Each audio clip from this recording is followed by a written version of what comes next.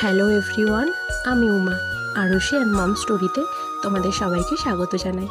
দেখো, সকাল সকাল আমার পুজো হয়ে গেছে, সমস্ত কাজকর্ম সেরে নিয়েছি, আর হালকা ঠান্ডা ঠান্ডাও পড়েছে। বাইরে কি রোদ উঠেছে, তো তাই সকাল সকাল রান্না করে নিলাম আলু সিদ্ধ, ভাত, এবং আগের দিন রাতে কিছুটা ডাল ভিজিয়ে রেখেছিলাম, মটর ডাল। তো সেই ডাল দিয়ে সকালে বড়া ভাজবো। তো সকালে বড়াটা ভাজলাম এবং শুকনো লঙ্কা ভেজে নিয়েছি। শুকনো লঙ্কা একটু নুন দিয়ে রাখলে না শুকনো লঙ্কাটা নেতিয়ে যায় না, ওরকম কড়কড়াই থাকে। শুকনো লঙ্কা দিয়ে আলু সিদ্ধ মেখে সকালে খাওয়া দাওয়া হয়ে গেছে। তো দেখো, দুপুরে আমি পুজো দিয়ে নিয়েছি। তার আগে আমি দুপুরে রান্নাটাও করে নিয়েছি। দুপুরে রান্না করেছিলাম কাঁকড়ার ঝাল, হ্যাঁ অবশ্যই সেটা দেশি এবং গঙ্গার কাঁকড়া। আর করেছিলাম ভোলা মাছের ঝাল সর্ষে বাটা দিয়ে। তো দেখো, দুপুরে সবাইকে খেতে দিয়ে দিয়েছি, আমিও খেয়ে নিচ্ছি।